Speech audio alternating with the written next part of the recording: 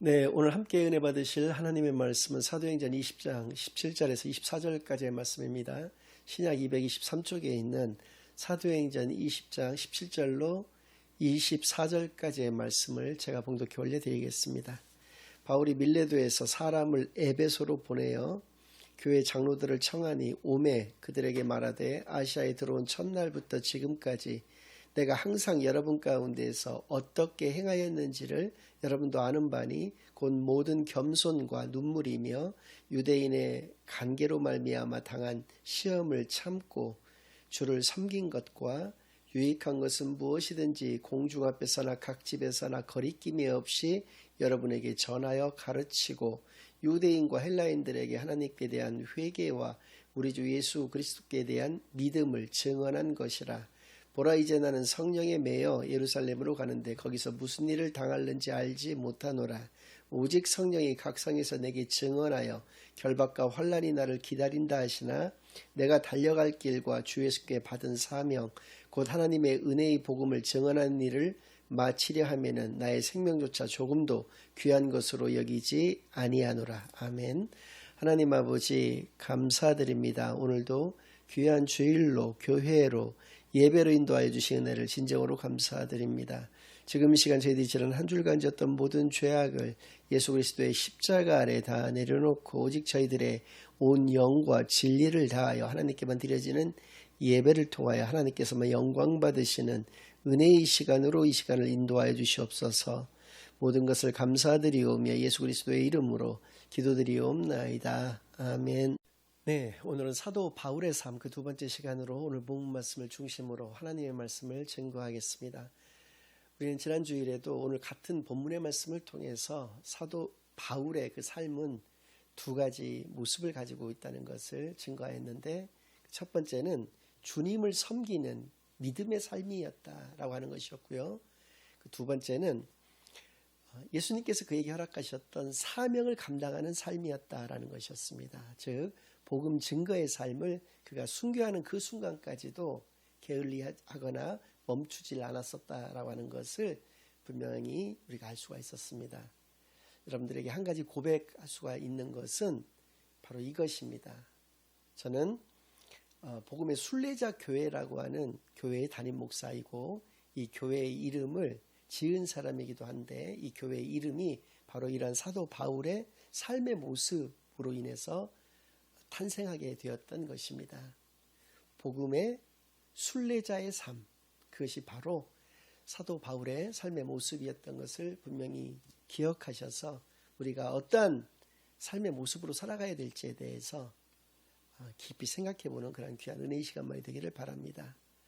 그래서 지난 주일에는 주님을 섬기는 믿음의 삶이라고 하는 것에 반드시 세 가지가 필수적으로 필요하다는 것을 말씀을 드렸습니다. 그것은 바로 겸손과 눈물과 인내의 삶인 것을 우리가 살펴볼 수가 있었습니다. 그렇습니다. 우리가 다른 사람을 사랑하고 존중하지 않는다면, 또 다른 사람에게 공감하지 못한다면, 애통하는 마음이 그가 복음을 깨닫지 못한 것에 대해서 우리가 애통하는 마음이 없다면, 또 끝까지 참고 기다릴 수 있는 그러한 인내의 그런 마음가짐을 갖추지 못했다고 한다면 어떻게 온전한 크리스찬이 될 수가 있겠는가라고 하는 그러한 사도 바울의 그런 고백을 통해서 우리가 진정한 그리스도인들이 어떠한 모습을 가져야 될 것인가에 대해서 깊이 생각해보는 시간을 가질 수가 있었고요. 또 마찬가지로 사명 감당의 그런 삶의 모습도 마찬가지입니다. 우리가 정말 예수님만을 붙잡고 그 복음을 증거하는 데 있어서 정말 목숨을 걸고 우리가 살아가는 것이야말로 진정한 그리스도인의 참된 모습이다라고 하는 것을 사도 바울을 통해서 우리가 역시 깨달을 수가 있었던 것이죠. 그래서 오늘은 20절에서부터 24절까지의 말씀을 중심으로 해서 여기 담겨있는 하나님의 보다 더 깊은 뜻을 우리가 발견해 나가는 귀한 은혜의 시간을 갖겠습니다. 먼저 20절과 21절 말씀입니다. 유익한 것은 무엇이든지 공중 앞에서나 각 집에서나 거리낌이 없이 여러분에게 전하여 가르치고, 전도와 양육을 의미하는 것인데, 유대인과 헬라인들에게 하나님께 대한 회개와 우리 주 예수 그리스도께 대한 믿음을 증언한 것이라. 특별히 21절 말씀을 통해서 참된 믿음이라는 무엇인가에 대해서 우리에게 분명히 말씀해 주고 계십니다. 그것은 참된 믿음이란 회개가 있는 믿음이다라는 것이죠. 회개가 없는 믿음은 가짜 믿음이다라는 것입니다. 또 나의 주님은 오직 예수님 한 분밖에 계시지 않고 그 예수님이 그리스도이심을 믿는 것이 참된 믿음이다. 또 그것을 복음이라고 일컫는데 그 복음을 증거하는 것이야말로 참된 믿음을 소유한 사람이 가져야 될 마땅한 모습인 것을 말씀하여 주셨습니다. 두 가지가 반드시 있어야 되는 것인데, 우리가 하나님 앞에 내가 죄인인 것을, 그러나 예수 그리스도로 말미암아 속죄함 받았다는 것을 하나님께 감사하고 회개와 감사가 끊이지 않는 그러한 기도의 생활과, 또 주 예수 그리스도이신 것을 날마다 고백하면서 그것을 증거하는 귀한 삶, 그것이 온전한 믿음인 것을 우리가 이 사도 바울의 고백을 통해서 분명히 깨닫게 되는 것입니다. 모쪼록 참된 믿음만을 소유하고 살아가는 저와 여러분이 되시기만을 바라겠습니다. 사무엘 선지자도 마찬가지의 그런 말씀을 하셨습니다. 사무엘상 12장 23절 말씀을 통해서 이렇게 우리에게 말씀해 주고 계시는데요. 나는 너희를 위하여 기도하기를 쉬는 죄를 여호와 앞에 결단코 범하지 아니하고 선하고 의로운 길을 너희에게 가르칠 것인즉. 다른 사람을 위해서 기도하기를 쉬는 것이 죄다, 이렇게 분명히 규정짓고 있다는 것입니다. 기도를 하지 않는 것은 바로 죄라는 것입니다.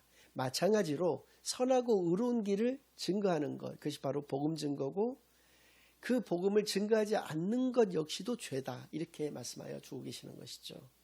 이런 사무엘의 고백, 사도 바울의 고백을 통해서 진짜 참된 믿음이 바로 무엇인가를 온전히 깨닫는데 부족함이 없는 저와 여러분이 되기만을 바랍니다.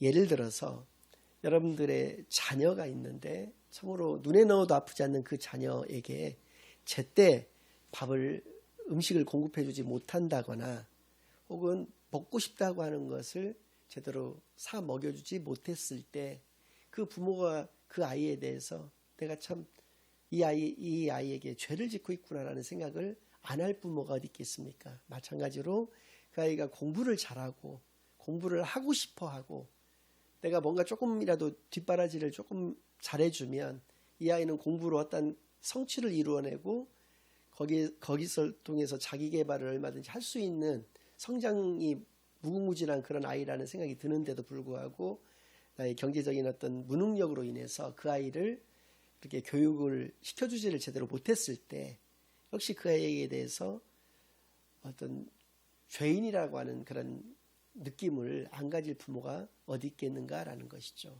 크리스찬에게 있어서도 마찬가지입니다. 정말 자기가 크리스찬이라고 생각을 한다면 회개 기도를 하나님께 올려드리지 않는다거나 주 예수 그리스도이신 것을 확고한 어떤 그 믿음 가운데서 그것을 증거하는 그런 삶을 우리가 살지 못한다고 했을 때는 그것이 바로 우리들에게 있어서는 죄인 것을 분명히 깨달아서 정말 온전한 회개와 참된 믿음만이 있어지는 저와 여러분이 되시기를 간절히 사모합니다.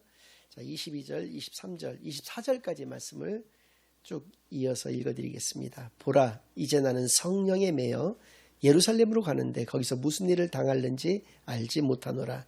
오직 성령이 각성에서 내게 증언하여 결박과 환난이 나를 기다린다 하시나 내가 달려갈 길과 주 예수께 받은 사명 곧 하나님의 은혜의 복음을 증언하는 일을 마치려 하면은 나의 생명조차 조금도 귀한 것으로 여기지 아니하노라. 그렇습니다.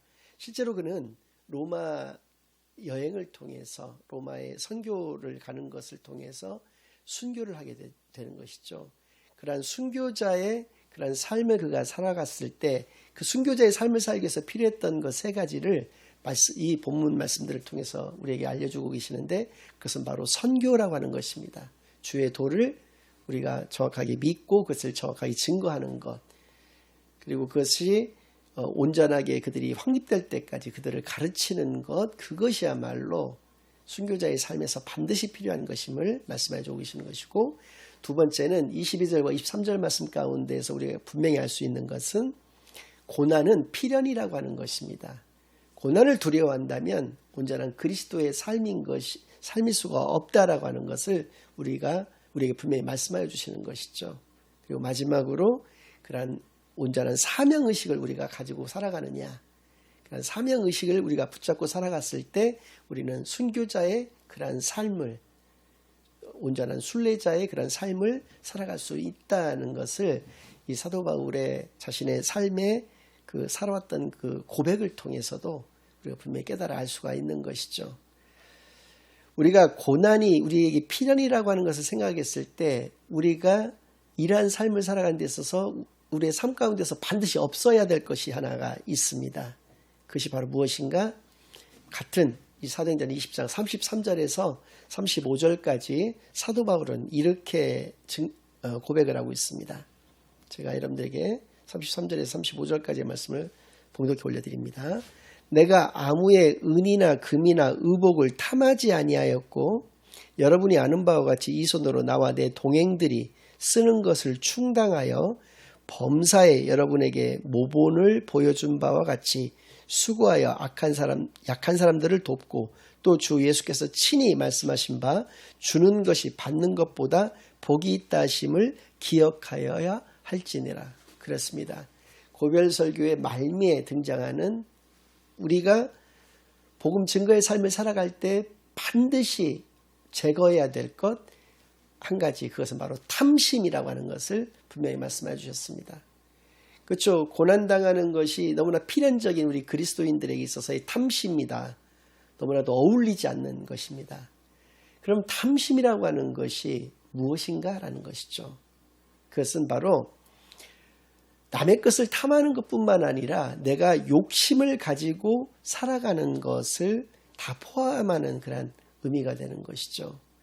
나에게 주신 것에 만족하고 감사하며 살아갈 수 있는 그런 만족의 삶, 감사의 삶이 바로 우리에게 반드시 필요한 것임을 우리 말씀하여 주신 것입니다.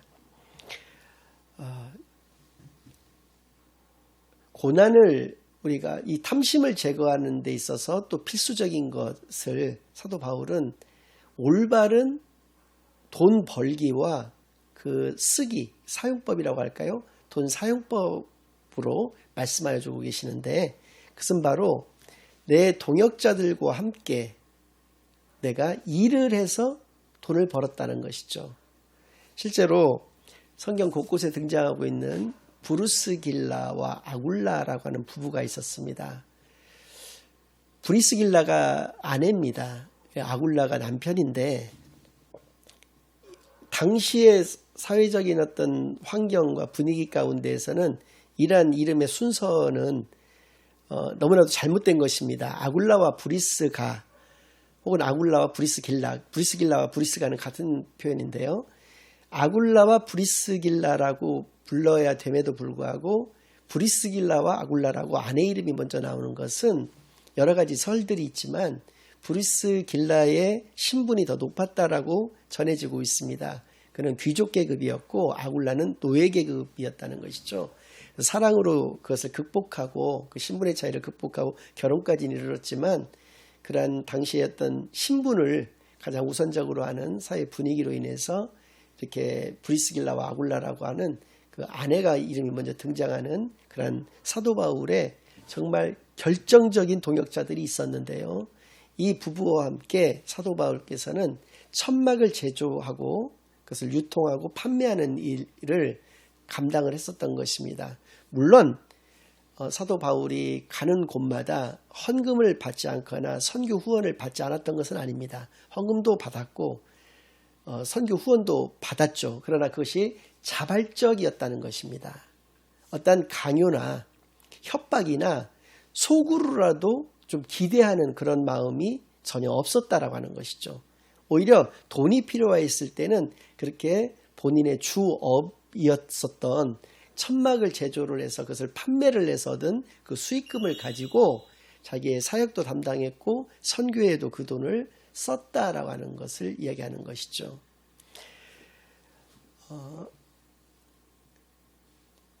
강요를 했다라고 하는 것이 가지고 있는 의미는 어떤 것이냐면, 예컨대 어떤 목사님이 자기 교회를 건축을 하고 싶습니다.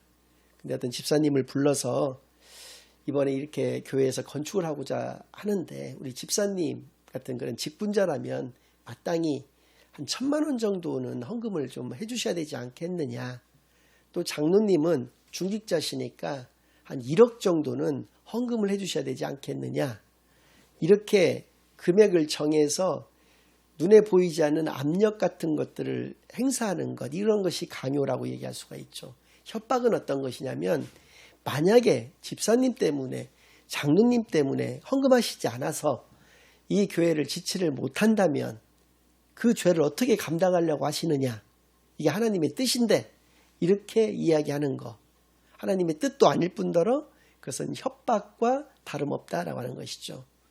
또 속으로 은근히 바라는 것이 무엇이냐면, 저 집사님은 그 신앙으로 보아서 한 1,000만 원 정도는 분명히 하실 거야 라고 기대하는 것입니다. 바라는 것입니다. 그런 것들이 모두가 다 탐심의 어떤 형태나 종류에 포함된다고 얘기할 수가 있다라고 하는 것이죠. 이란 것이 없어야 된다는 것이죠. 우리는 고난을 필연적으로 있을 것이다, 지금까지 없어 왔다라고 한다면 있을 것이다라고 하는 생각으로 살아가는, 그런 각오로 살아가는 그런 사람들이라는 것이죠. 지금도 많은 고난과 그 연단과 그 시련을 극복하면서 이렇게 살아오셨던 크리스찬들도 많이 계시죠. 그러한 하나님의 자녀라고 하는 사람들, 그리스도인이라고 하는 사람들이 탐심을 가진다고 하는 것이 어울릴 법한 얘기인가라고 하는 것이죠. 그래서 우리에게 반드시 없어야 될 것, 그것은 바로 탐심인 것을 사도 바울께서 이렇게 경계해 주셨다는 것을 우리가 기억해서, 지난 주일과 이번 주일간에 2주간에 걸쳐서 여러분들에게 사도 바울의 삶은 2가지인 것을 말씀을 드렸습니다. 바로 주님을 온전히 섬겼던 그런 믿음의 삶이었다라고 하는 것이죠. 그곳에는 바로 겸손과 눈물과 인내만이 있었던 것을 말씀을 드렸었고요. 또 그가 처음부터 끝까지 사명 감당의 삶을 정말 온전히 살아냈다라고 하는 것, 그것이 2번째 모습인 것을 증거를 하였습니다. 그것은 바로 복음을 증거하는 그런 귀한 삶이었다라는 것을 온전히 깨닫고, 우리 그리스도인으로서 참되고 복된 그런 믿음의 삶이 어떠한 것인가를 분명히 깨달아서 그 깨달음대로만 살아가시는 저와 여러분이 되시기를 예수 그리스도의 이름으로 간절히 축원합니다. 아멘. 이제는 우리 주 예수 그리스도의 은혜와 아버지 하나님의 극진하신 사랑과 성령 하나님의 내주인도 역사 교통하심이 오직 주님 섬기는 온전한 믿음의 삶과 오직 사명 감당의 복음 증거의 귀한 삶만을 이 땅에서 살아내기로 다짐하고 결심하고 돌아가는 모든 사랑하는 주의 자녀들과 그 가정 위에, 그들의 생업 위에 이제로부터 영원까지 항상 함께 있을지어다. 아멘.